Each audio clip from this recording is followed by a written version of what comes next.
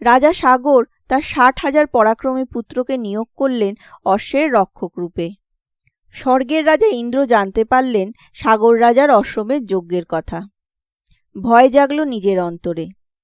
যজ্ঞ সফল হলে রাজা যদি তার রাজ্যকে প্রার্থনা করে, তাহলে তাকে স্বর্গচ্যুত হতে হবে। এই আশঙ্কায় দেবরাজ ইন্দ্র সবার অলক্ষ্যে যজ্ঞের অশ্বকে চুরি করলেন এবং পাতাল প্রদেশে মহর্ষি কপিল আশ্রমে অশ্বটিকে গোপনে লুকিয়ে রাখলেন। এই প্রসঙ্গে বলি, পাতাল অর্থাৎ নিম্নভূমি। পুরাকালে উচ্চতর ভূমি হল স্বর্গ, সমতট ভূমি মর্ত, আর নিম্নভূমি পাতাল বলে কথিত আছে।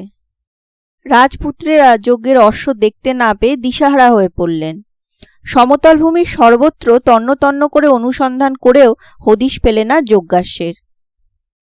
শেষ পর্যন্ত জঙ্গলাকীর্ণ নিম্নভূমি দাপিয়ে বেড়াতে লাগলেন তারা। অবশেষে পূর্ব দক্ষিণ অংশে দক্ষিণ সমুদ্রকূলে উপস্থিত হয়ে কুটির দেখে এগিয়ে চললেন। সদর্পে এগিয়ে নজরে পড়ল যজ্ঞাশ্বটি। কুটিরে ঋষি ধ্যানমগ্ন। রাজপুত্রেরা হৈহুল্লোড় করতে করতে হাজির হলেন ঋষির সামনে। নানান প্রশ্ন শুরু হলো তার মনে। এই ঋষি অশ্বচোর। নানা প্রশ্ন ও হাতের অস্ত্র দিয়ে ঋষির দেহে আঘাত করলেন। ধ্যান ভেঙে গেল ঋষির। ক্রোধের আগুন ঠিকরে পড়তে লাগলো।